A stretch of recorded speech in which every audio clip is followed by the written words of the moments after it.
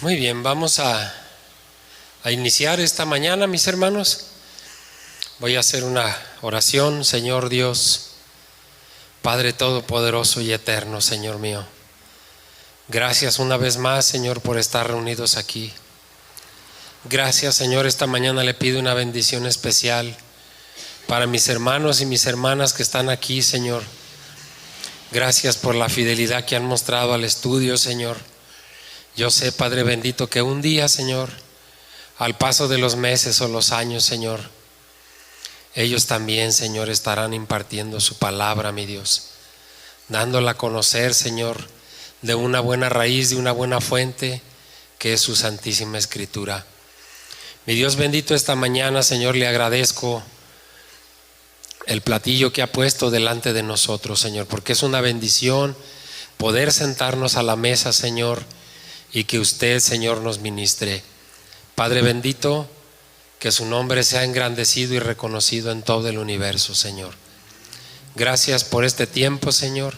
Gracias por habernos permitido llegar hasta este momento de nuestras vidas, Señor. En el nombre de nuestro Señor Jesucristo, Padre mío, le ruego esta mañana, Señor, por aquellas camas de los hospitales, Señor, que están ocupadas con personas, con niños, con adultos, Señor, con ancianos, hombres y mujeres, Señor, en grande sufrimiento, mi Dios. Lleve esperanza, mi Dios, reconforte sus corazones y a los familiares que están cercanos a ellos. Se lo ponemos delante, Señor, por los medios que usted nos ha puesto, su amado Hijo Cristo Jesús. Amén. Mis hermanos, el plato que vamos a desayunar hoy es un plato de revelación. Es un plato que nos debe de llenar de satisfacción.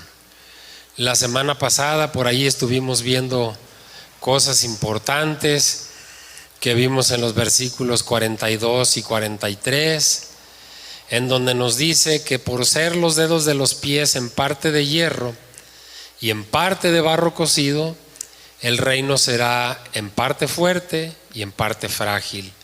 ¿Se acuerdan por qué mencionamos que esto iba a ser así?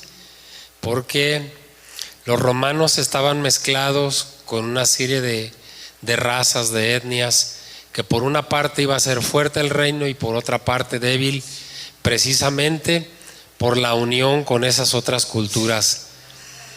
Y luego dice, así como viste el hierro mezclado con el barro, situación que de ordinario no se presenta, ¿verdad?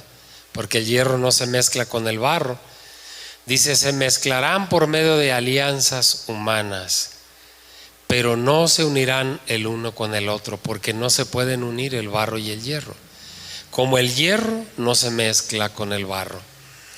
¿Se acuerdan que vimos aquella estatua enorme con una cabeza de oro? ¿A qué correspondía esa estatua? ¿Qué era lo que significaba de entrada en sí la imagen, la estatua? ¿Perdón? No, al rey Nabucodonosor. Y entonces vino una piedra, como dice la escritura, que no era cortada con mano. Y esa piedra llega y choca y desmenuza y destruye esa estatua, ¿verdad? Y también vimos acerca de cómo viene la mezcla de los metales de arriba hacia abajo. Primero el oro, la plata, el bronce, el hierro, el barro, ¿verdad? ¿Qué podríamos pensar, mis hermanos, que es esa roca no cortada con mano?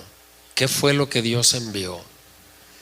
Lo cual llega y pega en los pies, en la parte baja de esa estatua, la desmenuza y por lo tanto se derrumba. Aquello estaba diciendo, según el profeta Daniel, que ese reinado de Nabucodonosor, ese reinado babilonio, que era el primer reinado poderoso del mundo, iba a ser derrocado, iba a ser destruido. Vamos a ver un poquito más adelante grandes cosas, grandes revelaciones. De antemano les digo que vayan pensando qué creen que fue esa roca que no fue cortada con mano, enviada por Dios. ¿Alguien tiene una idea? Jesús, exactamente Jesús. Ahora sí que me voy a permitir recordar ese versículo cuando le dice Cristo a Pedro: bienaventurado eres Pedro, porque esto no te lo reveló carne y sangre, sino mi Padre. El Señor acaba de revelarles. ¿Qué fue lo que hizo? Vino Jesús en esa piedra. Por eso dice que se convirtió en un monte grande, ¿verdad? Bueno, aquella colosal estatua tenía su debilidad en los pies. Y vuelvo a repetir el versículo 42: y por ser los dedos de los pies en parte de hierro y en parte de barro cocido. Los dedos de los pies, estos dedos de los pies tienen un significado bien importante y lo vamos a ver este día en este estudio. ¿Cuántos dedos tienen los pies? Los pies, estoy hablando plural, 10 dedos. Ahorita, ya cuando les lea y les vaya explicando, van a entender el por qué 10 dedos de los pies.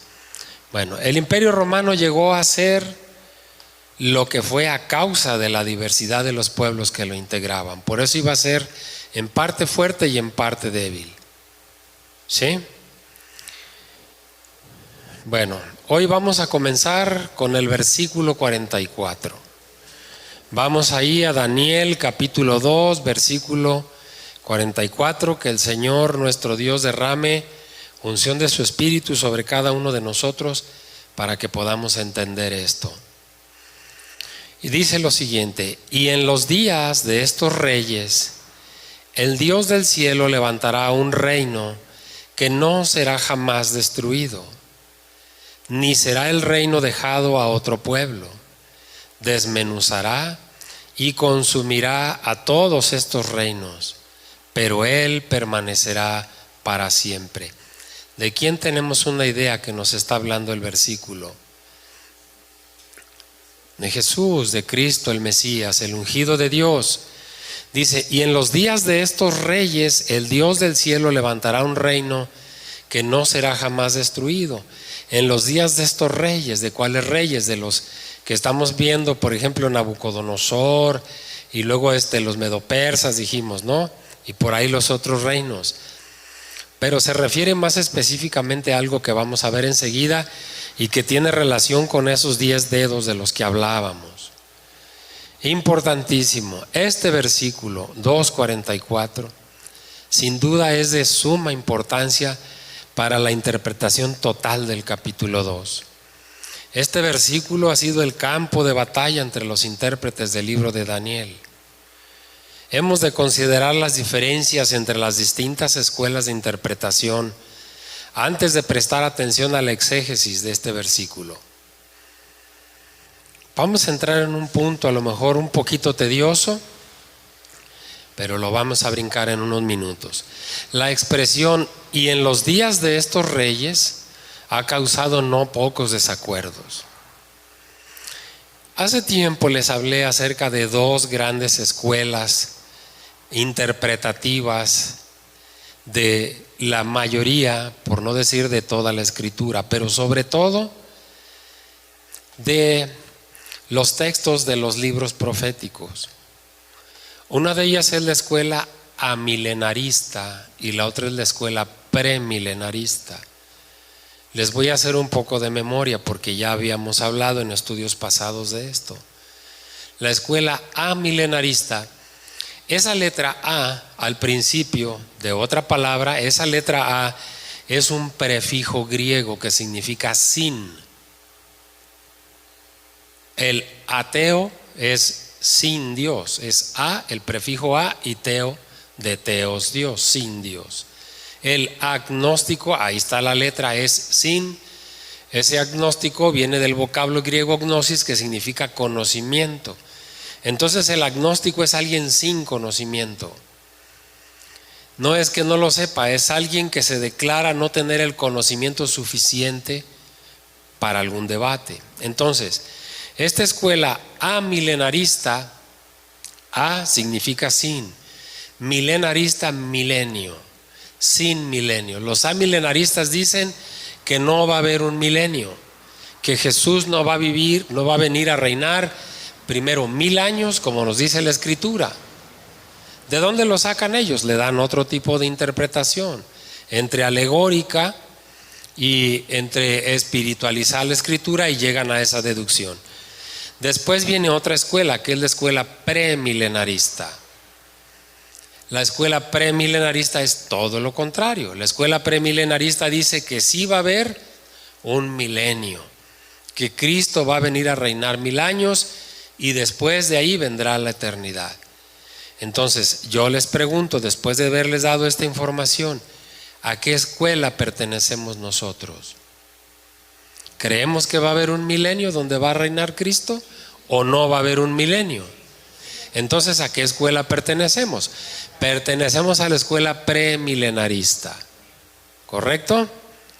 Bueno, así como hablamos de la crítica y dijimos que nosotros no pertenecemos a esa crítica que dice, o sea, a la escuela crítica que dice que Daniel escribió historia en vez de profecía. Y la escuela conservadora dice que Daniel escribió su libro y escribió profecía y no historia. Entonces, ¿a qué escuela pertenecemos nosotros? ¿A la escuela conservadora o a la escuela crítica? A la escuela conservadora. Nosotros apoyamos que Daniel escribió su libro y que Daniel escribió profecía. Muy bien. Bueno, pues la escuela milenarista dice que esa expresión de "y en los días de estos reyes" se refiere a los reinos representados por la imagen. ¿Por cuál imagen? Por la imagen, esa estatua gigantesca, ¿sí? Y hablamos también nosotros que esa estatua gigantesca representa, sí, a Nabucodonosor, pero representa 4 grandes reinados. Primero, el reinado de Nabucodonosor, que es Babilonia, los babilonios. Después de los babilonios, ¿quiénes vinieron? ¿Quiénes conquistaron a los babilonios? Fueron los medo-persas. La escuela conservadora, como nosotros, dice que los medo-persas son un solo imperio. La escuela crítica dice que son 2, los medos y los persas. Bien, el tercer gran reinado que vino a destruir o a tomar a los medo-persas fueron los griegos, exactamente. ¿Y quién vino y conquistó a los griegos? Los romanos. Allí están los 4 grandes imperios de la tierra, mis hermanos. Es importante esto, que lo sepamos, que lo conozcamos, porque el último de los imperios, observen esto, el último de los imperios antes de que venga nuestro Señor Jesucristo es el imperio romano. ¿Está el imperio romano aún en este momento? Sí lo está, más fuerte que nunca. ¿Sí? Entonces, fíjense cómo la profecía, la concordancia nos va acercando a estos términos. ¿Cuándo va a venir nuestro Señor Jesucristo a reinar en el milenio? ¿Qué vimos que en Mateo habla acerca de los tiempos de quiénes? Hasta que los tiempos de quienes se cumplan va a venir Cristo. Los tiempos de los gentiles. Y hoy estamos viviendo los tiempos de los gentiles. Por eso podemos decir que el Señor está cada vez más cerca. Hoy estamos viviendo los tiempos de los gentiles. Israel, el pueblo santo de Dios, está siendo atacado por los gentiles día y noche. Cuando el tiempo de los gentiles se cumpla, entonces va a aparecer entre las nubes nuestro Señor Jesucristo. Bueno, por otro lado, la escuela premilenarista nos dice todo lo contrario, ¿verdad? Por ejemplo, una opinión muy significativa en cuanto a los amilenaristas, de un teólogo llamado James Montgomery, un erudito, dice que la expresión "estos reyes" difícilmente se refiere a una sucesión de monarcas o reinos como los 4 que hablábamos ahorita, de esos 4 grandes reinos o imperios, sino más bien se refiere a otra situación, a otro número de reinos. Hay intérpretes de la escuela premilenarista, sobra darles los nombres, una serie de hombres, Wood, Culver, Ironside, una serie de hombres muy estudiosos, muy dedicados a esto, dicen que esos 10 reyes se refieren a 10 personajes que han de regir simultáneamente en el tiempo escatológico, que es que hemos hablado, que estudia esa rama de la teología llamada escatología. Escatos, tiempos finales; logía, estudio de. La escatología es el estudio de los tiempos finales. Entonces, estos eruditos dicen que se refiere a 10 personajes que van a regir simultáneamente en el tiempo escatológico, y que dicha forma de gobierno constituirá la fase final del cuarto imperio. Eso somos nosotros, hermanos. En eso es en lo que nosotros creemos. En eso es en lo que está basado el estudio. Acompáñenme a Apocalipsis capítulo 17, versículos 12 al 14.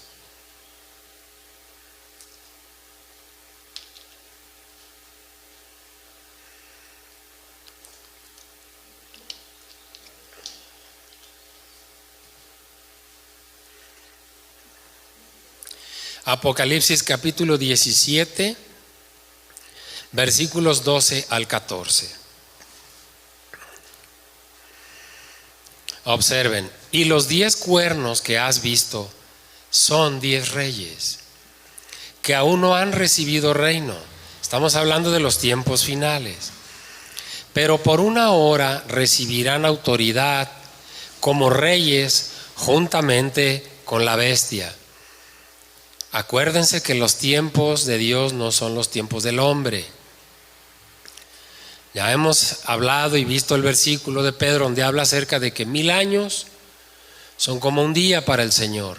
De manera que si aquí nos habla, dice que por una hora recibirán autoridad como reyes, no debemos interpretarlo de esa manera tan literal, que va a ser una hora. Versículo 13.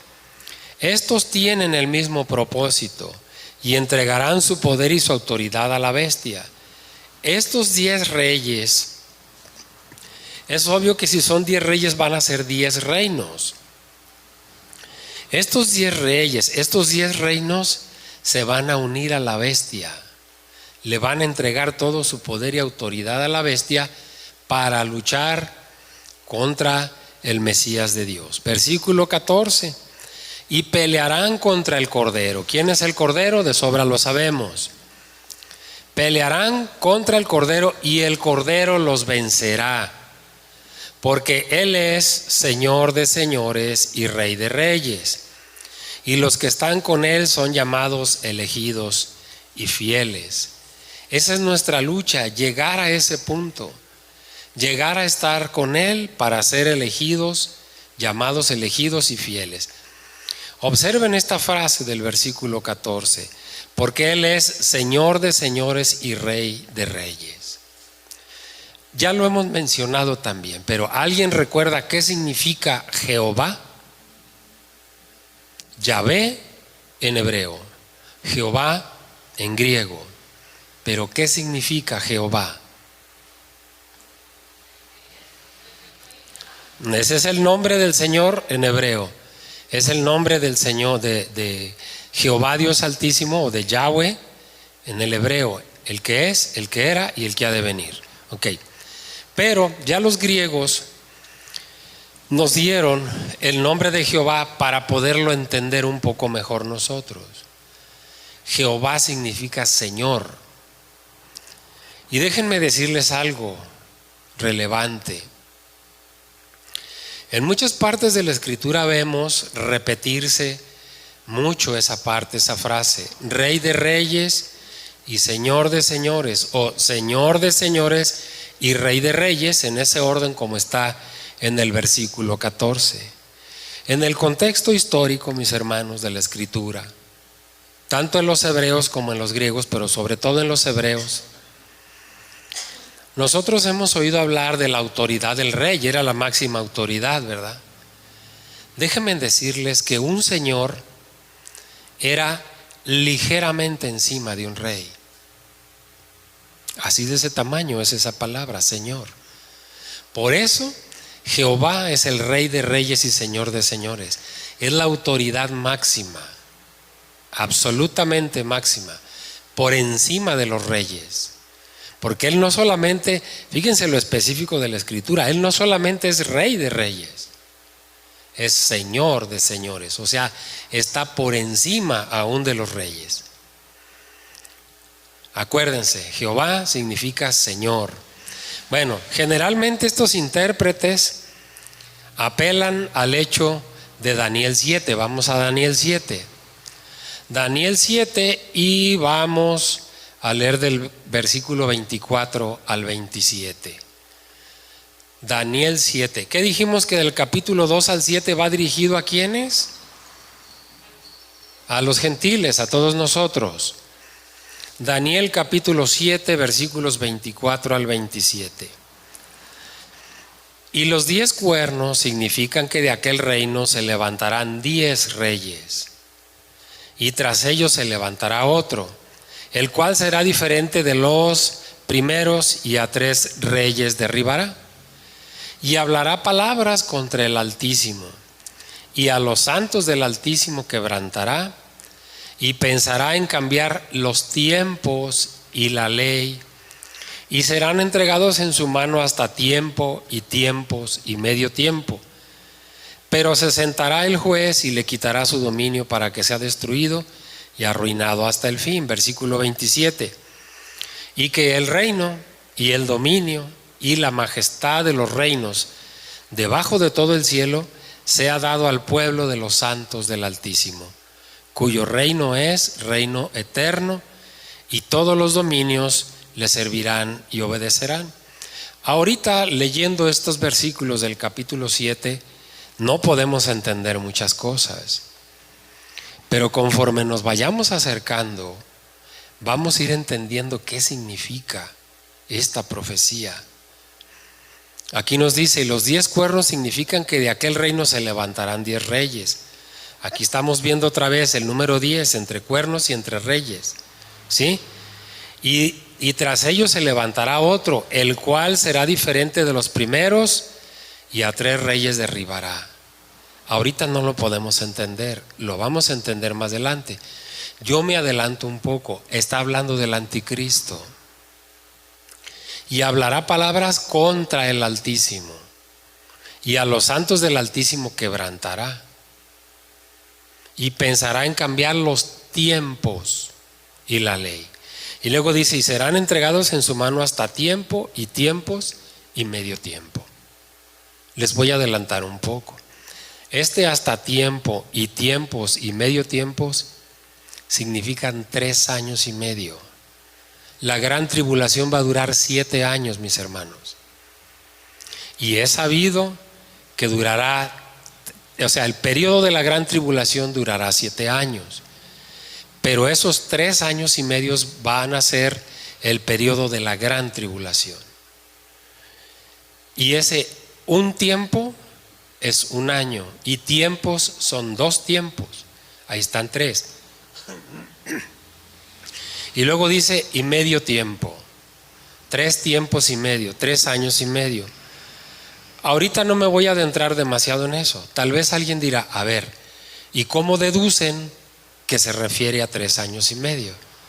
Vamos a llegar a un punto en el estudio en que con precisión exacta les voy a demostrar la veracidad de esto.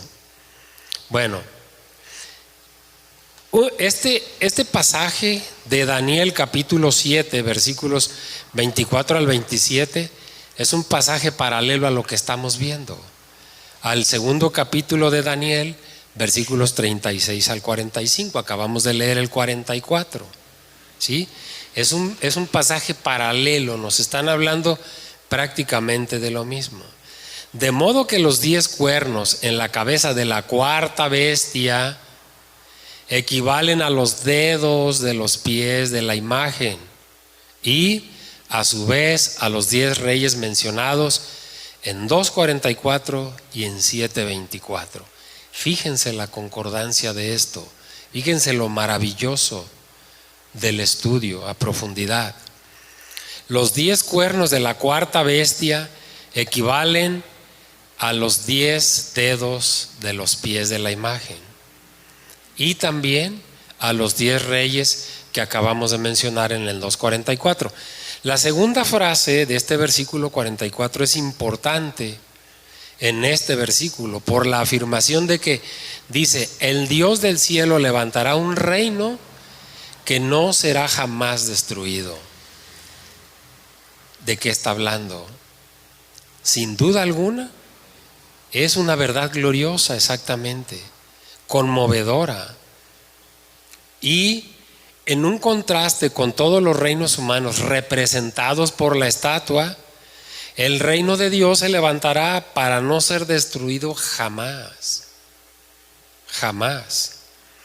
Debe notarse, sin embargo, que aunque se habla de que un reino que no será jamás destruido, dicho reino será establecido, porque dice: el Dios del cielo levantará un reino que no será jamás destruido.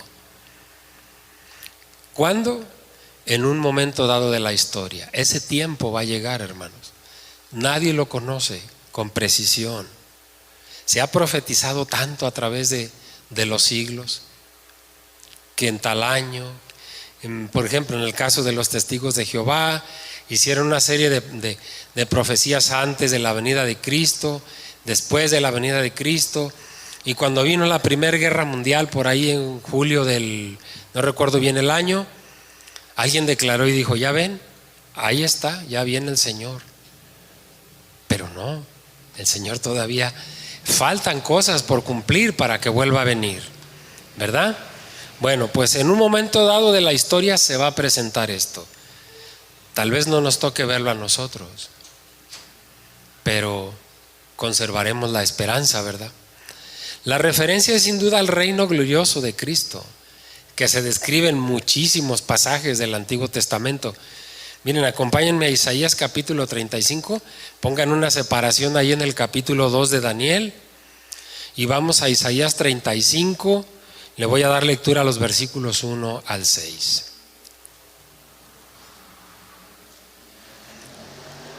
Isaías capítulo 35, versículos 1 al 6. Está hablando Isaías aquí del futuro glorioso de Sión. Dice: se alegrarán el desierto y la soledad. ¿Ya lo tenemos? Muy bien. Isaías capítulo 35, versículos 1 al 6. Se alegrarán el desierto y la soledad. El yermo se gozará y florecerá como la rosa. El yermo, ¿qué es ese yermo? El yermo es el desierto, es la tierra infértil, una tierra donde no puede haber nada que florezca. Pues en el tiempo glorioso del Señor, eso va a ser posible. Aún el desierto va a florecer. Fíjense los cambios. Se alegrarán el desierto y la soledad. El yermo se gozará y florecerá como la rosa. El yermo, ese desierto, esa tierra estéril. La semana pasada, o creo este miércoles, veíamos, nuestro pastor nos leía algo acerca de la palabra puerros. Ese es una especie de verdura, lo más cercano a la cebolla, para que me entiendan. El puerro era una cebolla, pero se decía que era una verdura de hojas verdes. ¿Por qué? Porque era cebolla esa tierna que la conocemos nosotros como cebolla de cola, que tiene la cola verde, la hoja verde hacia arriba. Eso era un puerro. Ahora yo me pongo a pensar y digo: bueno, aquellos hombres, ¿por qué extrañaban los puerros? ¿No se comerían las cebollas a mordidas? No lo sé, no sé cómo las prepararían, pero o simplemente querían otro sabor, ¿no? ¿verdad? Sí, definitivamente mucho hierro ahí. Muy bien, luego versículo 2 de ese 35 de Isaías: florecerá profusamente y también se alegrará y cantará con júbilo. La gloria del Líbano le será dada. La hermosura del Carmelo. ¿Cuál Carmelo? El monte Carmelo. Y de Sarón, ellos verán la gloria de Jehová, la gloria del Señor. ¿Se fijan? La hermosura del Dios nuestro. Fortaleced las manos cansadas, afirmad las rodillas endebles, obedeced a los de corazón apocado. Esa palabra apocado significa triste. Decid a los de corazón triste, nos quiere decir el versículo. Esforzaos, no temáis. He aquí que nuestro Dios viene con retribución, con pago. Dios mismo vendrá y os salvará.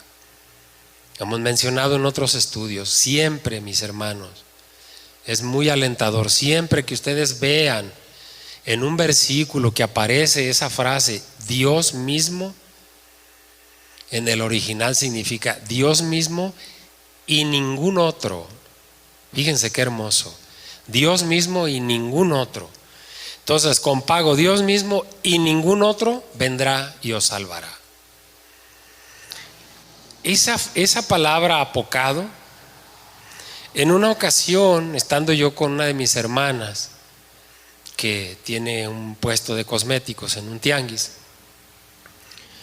platicando con otra persona,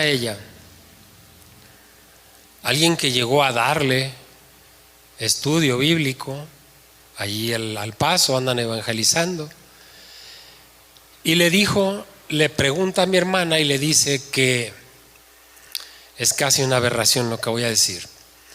Y le pregunta a mi hermana y le dice: a ver, ¿sabes lo que significa Apocalipsis? ¿No? Triste. ¿Por qué crees que está al final de la escritura? Porque es un libro apocado, así como tristón. Es de un cristiano eso. Es de un ignorante, ¿no? Decir que el libro del Apocalipsis es un libro triste, ¿no? ¿Verdad? Entonces, versículo 5: entonces los ojos de los ciegos serán abiertos y los oídos de los sordos se abrirán. Entonces el cojo saltará como un ciervo y cantará la lengua del mudo, porque aguas serán cavadas en el desierto. Ya vimos que va a florecer el desierto, y torrentes en la soledad. Eso es lo que va a pasar cuando el Señor venga y se manifieste. Vean los cambios, ¿verdad? Ahora vamos a ver Apocalipsis capítulo 20 versículos 1 al 6. Apocalipsis capítulo 20 versículos 1 al 6. Vi a un ángel que descendía del cielo con la llave del abismo y una gran cadena en la mano, y prendió al dragón, la serpiente antigua, que es el diablo y Satanás, y lo ató por 1000 años. Y lo arrojó al abismo y lo encerró. Y puso su sello sobre él para que no engañase más a las naciones hasta que fuesen cumplidos 1000 años. Y después de esto debe ser desatado por un poco de tiempo. ¿Cuáles son esos 1000 años por los que va a ser atado Satanás? Por los 1000 años que venga a reinar nuestro Señor Jesucristo. Y aquí nos dice que después va a ser desatado por un poco de tiempo. No es el tema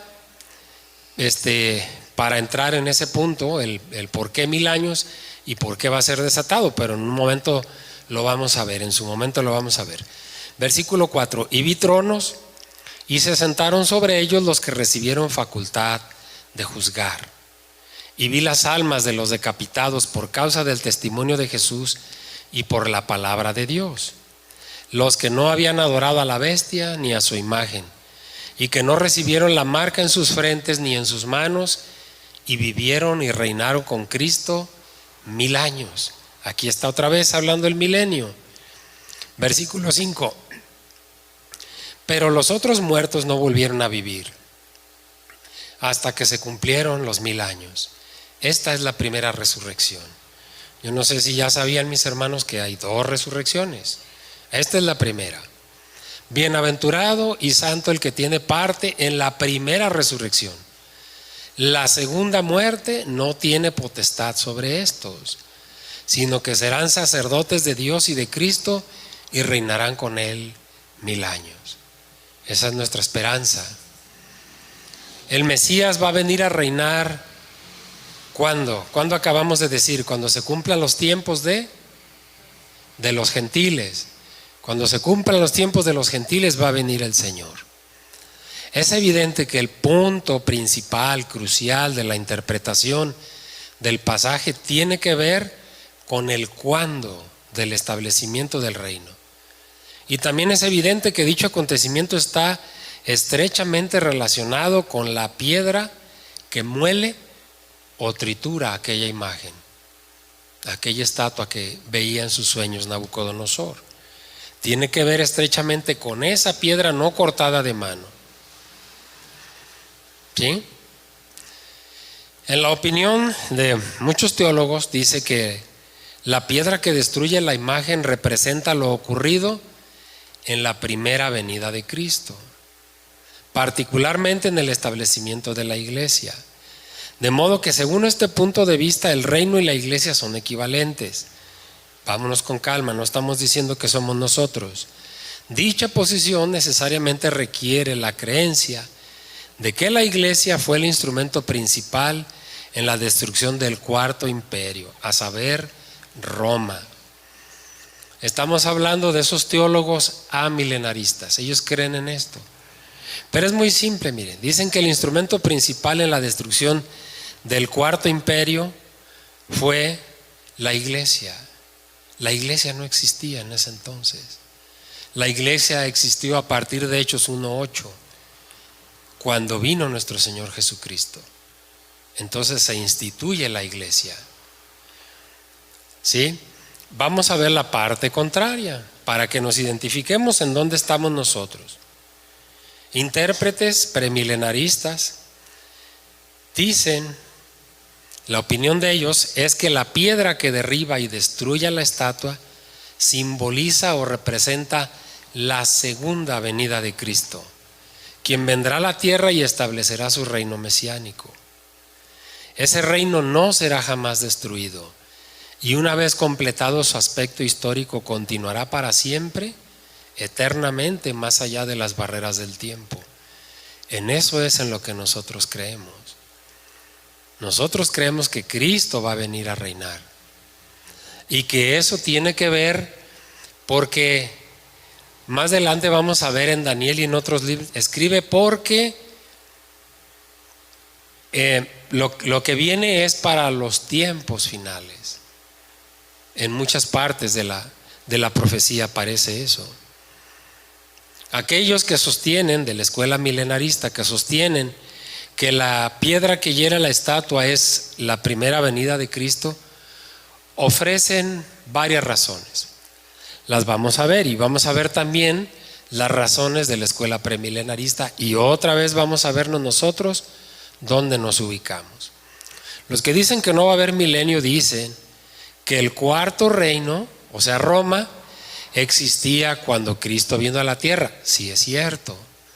Número 2, dicen que el cristianismo comenzó a raíz de la primera venida de Cristo, a crecer y a extenderse y a llenar la tierra. También nosotros creemos eso. Número 3, Cristo es ahora la piedra angular de la iglesia. También creemos eso. Número 4, la primera venida de Cristo dicen que tuvo lugar en los días de estos reyes del versículo 44, es decir, en los días de los 4 reyes o los reinos descritos en la estatua. Ahí ya no concordamos con ellos. La primera venida de Cristo no vino cuando estaban los babilonios o los medo-persas o inclusive los egipcios, sino cuando estaban los romanos. ¿Sí? Entonces, los que mantienen que el acontecimiento es todavía futuro, es decir, que esto que acabamos de leer en estos versículos se refiere a algo que está por venir, no que ya sucedió, ¿sí? Que se refiere a la segunda venida de Cristo, basan su posición en estos argumentos. Ahora fíjense De los 4 argumentos de los amilenaristas nos reflejamos en 3. El cuarto definitivamente no lo compartimos. Ahora vamos a ver los argumentos de la escuela premilenarista.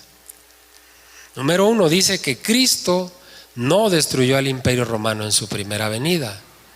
Más bien fue el Imperio Romano el que destruyó su cuerpo. ¿Sí?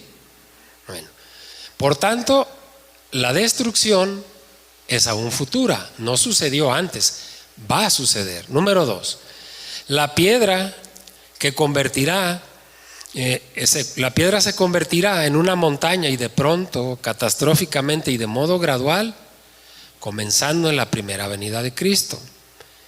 Número 3, durante el primer advenimiento de Cristo, el Imperio Romano no estaba dividido y no tuvo 10 reyes reinando simultáneamente, como nos lo ha dicho el versículo de Apocalipsis, que esos 10 reinos o reyes se van a unir a la bestia.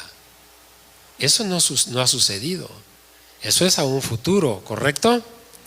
Número 4, la presente edad de la iglesia no constituye un reino como tal. La iglesia es la iglesia de Cristo, pero no es el reino de Cristo en general.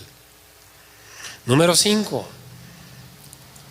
esa montaña en la que se convierte la piedra después de desmenuzar la estatua, esa montaña es el reino de Cristo, es lo que simboliza. Pues esa montaña no llenará la tierra sino hasta después que los reinos de los gentiles hayan sido destruidos. Ya lo mencionamos varias veces, ¿verdad? Apocalipsis menciona por ahí en el capítulo 11, hablando acerca del séptimo ángel, dice que tocó la trompeta y hubo grandes voces en el cielo que decían: los reinos del mundo han venido a ser de nuestro Señor y de su Cristo, y Él reinará por los siglos de los siglos. Pero falta por cumplirse Apocalipsis. Acuérdense que es el último libro que falta por cumplirse. Número 6, el cristianismo no llenó la tierra de súbito en tiempos del primer advenimiento de Cristo. Número 7, Daniel dice que el sueño de Nabucodonosor concierne a aquello que será en los postreros días. Ahí está, algo muy enfático. No es algo que ya sucedió, es algo que va a suceder en los últimos días. Cristo es ahora la principal piedra del ángulo para los creyentes. Se lo dijo Pablo a los Efesios, ¿verdad? Edificado sobre el fundamento de los apóstoles y profetas, siendo la principal piedra del ángulo, ¿quién?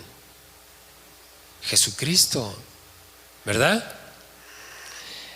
Esta edad, este tiempo, no son los tiempos finales. No fueron los tiempos. Cuando Roma reinó, en los tiempos de Jesús reinaba Roma. No había más uniones de reyes con ellos.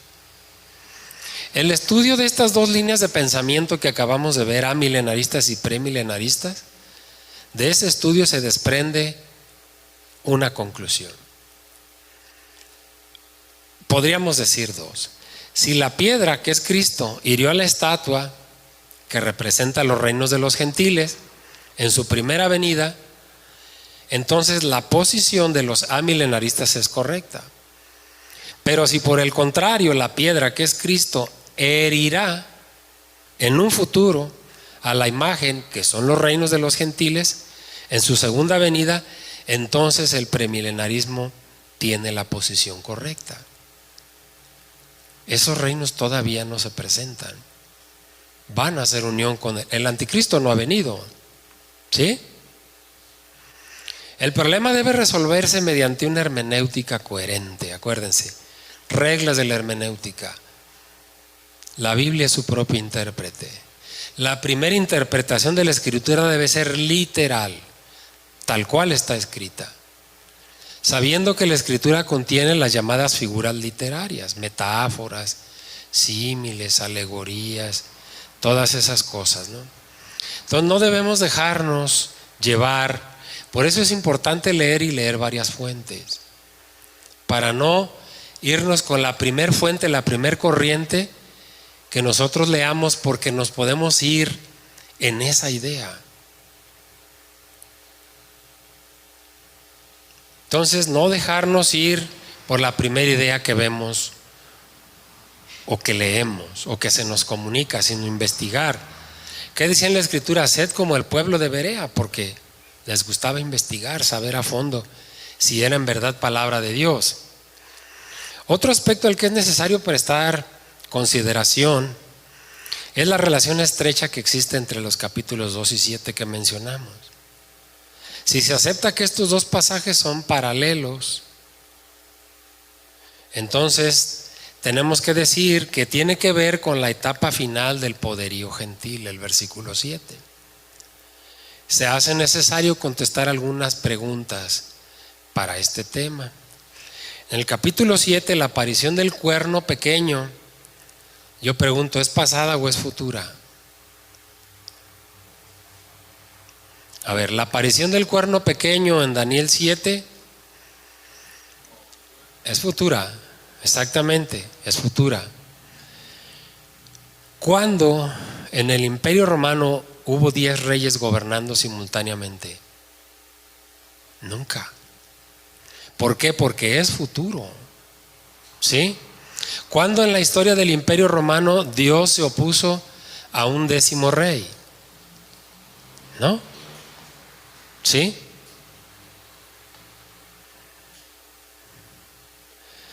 Muy bien. Vamos a ir a... Bueno, déjenme leerles otra pregunta más. ¿Cuándo ha venido el Hijo del Hombre en las nubes del cielo? Entonces sí entendemos que lo que nos están diciendo los versículos son para un futuro, no es algo que ya haya sucedido, ¿verdad? ¿Cuándo recibió el Hijo del Hombre los reinos del mundo?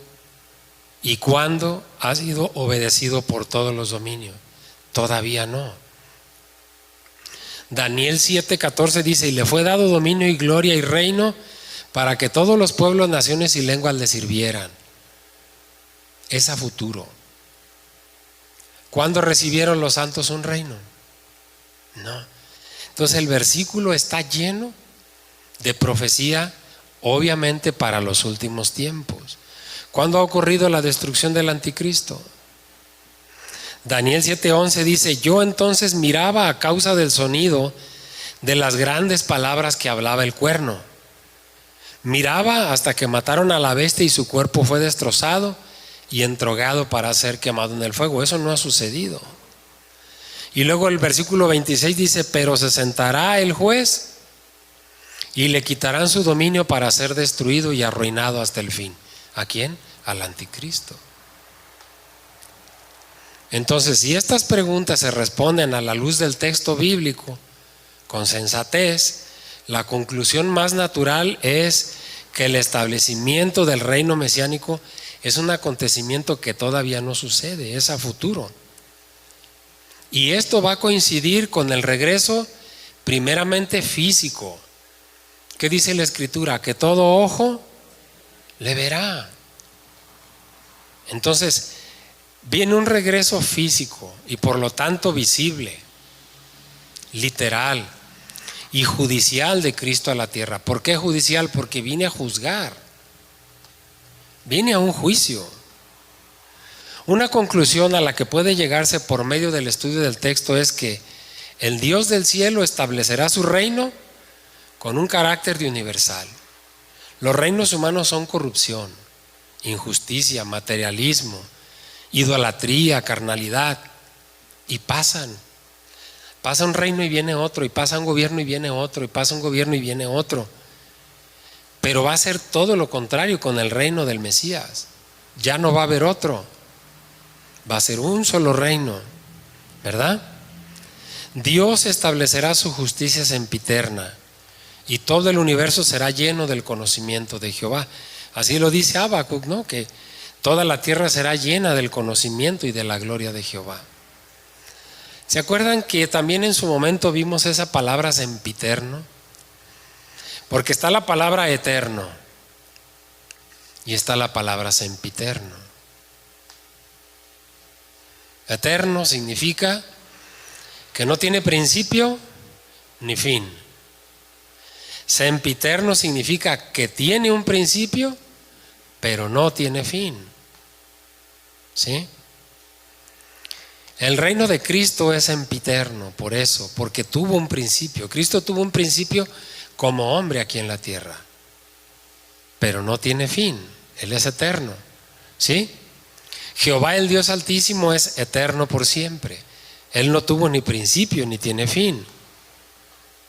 Entonces Jesucristo va a reinar como Rey de Reyes y Señor de Señores. Vamos a ir a Apocalipsis capítulo 19 versículos 11 al 16. Estamos por terminar.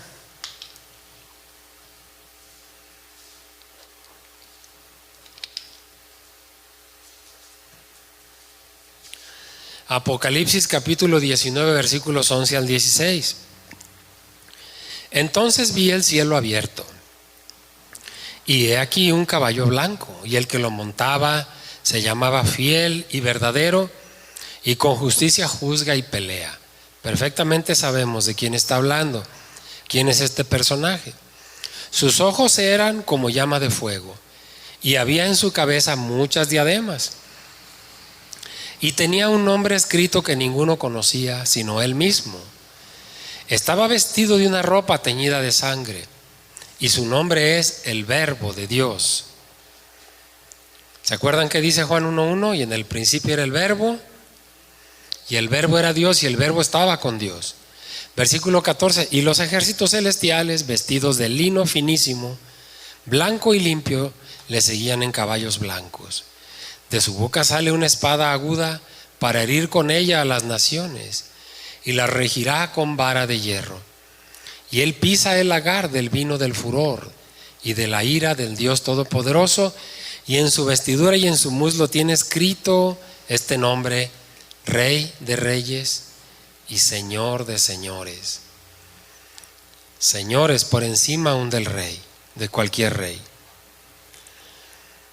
Muy bien, vamos a seguir Daniel capítulo 2, a partir del versículo 46. Nos llevamos la clase en dos versículos, hermanos, 44 y 45.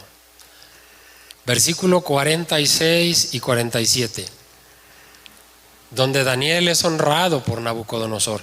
Entonces el rey Nabucodonosor se postró sobre su rostro y se humilló ante Daniel, y mandó que le ofreciesen presentes e incienso. El rey habló a Daniel y dijo: ciertamente el Dios vuestro es Dios de dioses y Señor de los reyes. ¿Se fijan la expresión? Señor de los reyes, por encima de los reyes. Y el que revela los misterios, pues pudiste revelar este misterio. Aquel hombre tan grande, tan corpulento, tan poderoso, tan soberbio, tan dominador, que decía: puedo mandar destruir al que yo quiera. No mandó descuartizar a los sabios astrólogos, adivinos. Pues aquel hombre, ante la revelación de Daniel, ¿qué es lo que hace? Se hinca, se postra de rodillas enfrente de él. Se humilló ante Daniel, dice el versículo. La escena descrita en estos dos versículos tuvo que haber sido en verdad sumamente conmovedora. Nabucodonosor, a quien el mismo Daniel había llamado Rey de Reyes, cae rostro a tierra y se humilla ante Daniel. Los reyes no se postran ante simples cautivos, no importa la situación o lo que puede esperarse. Que Nabucodonosor se haya postrado ante Daniel indica su completa aceptación de todo lo que Daniel le había dicho, su gran aprecio por una interpretación en que podía perfectamente confiar. Por eso se humilló ante Daniel. Él sabía perfectamente que quien fuera capaz de darle el sueño, lo que él había soñado, sin duda alguna le iba a dar la interpretación. De manera que si no era lo que él había soñado, ¿cómo podía creer en la interpretación que le daba? Daniel, como profeta, aquí, mis hermanos, está representando al mismo Dios. Por eso es que el monarca babilónico reconoce la grandeza del Dios de Daniel y se postra.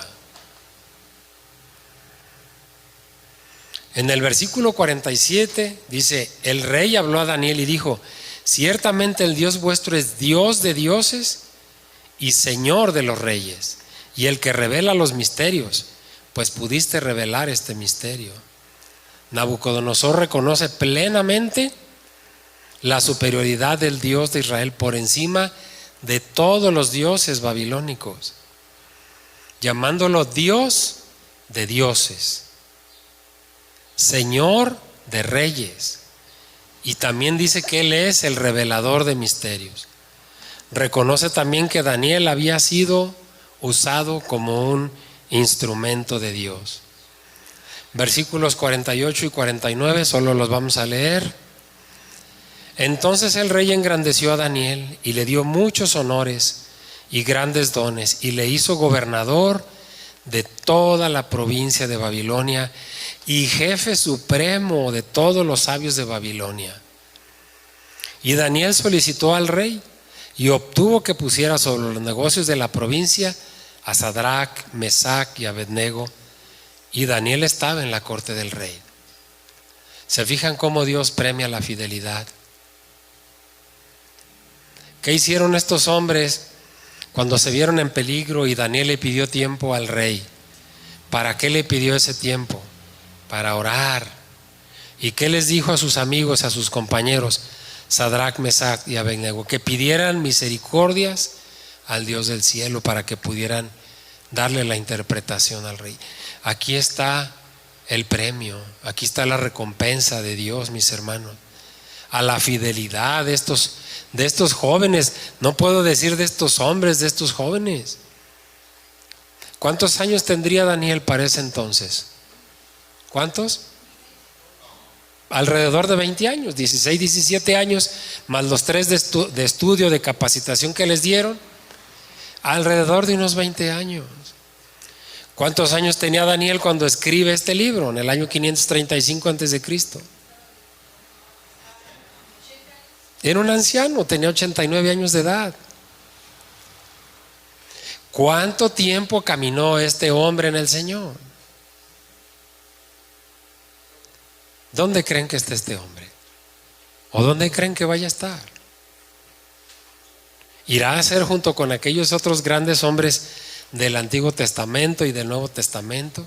Un Elías, un Eliseo, un Pedro, un Pablo, junto con todos ellos, ¿le irán a ayudar a reinar, a gobernar en el reino algún día el Señor? El Señor recompensa la fidelidad. Y es el compromiso nuestro esta mañana, mis hermanos. Permanecer fieles a pesar de las pruebas, a pesar de los disturbios, a pesar de esas informaciones que a veces nos llenan de desánimo. Recordar, permanecer fieles en el Señor. Dios les bendiga, mis hermanos. Si alguien tiene alguna pregunta que hacer o nos quiere aportar algo, se haya sentido bendecido con alguna palabra esta mañana. ¿No? Bueno, vamos a terminar este estudio con una oración. Señor Santísimo, gracias Dios por este tiempo, Señor. Gracias en verdad, Señor, por bendecirnos en gran manera, Señor, porque la distinción que usted hace de nosotros al conocer estas cosas, Señor, sin duda alguna son maravillosas. Bendito sea su nombre, Santísimo Dios, Rey del universo. Le ruego, mi Dios santo, en el nombre de Cristo Jesús, Padre, que se agrade, Señor, en las alabanzas que vienen a continuación, y que acerque a nuestros hermanos con gozo y con júbilo, Señor, a estar presentes aquí en su casa, mi Dios bendito. Gracias por todo, Señor. Gracias en el nombre de nuestro Señor Jesucristo. Amén.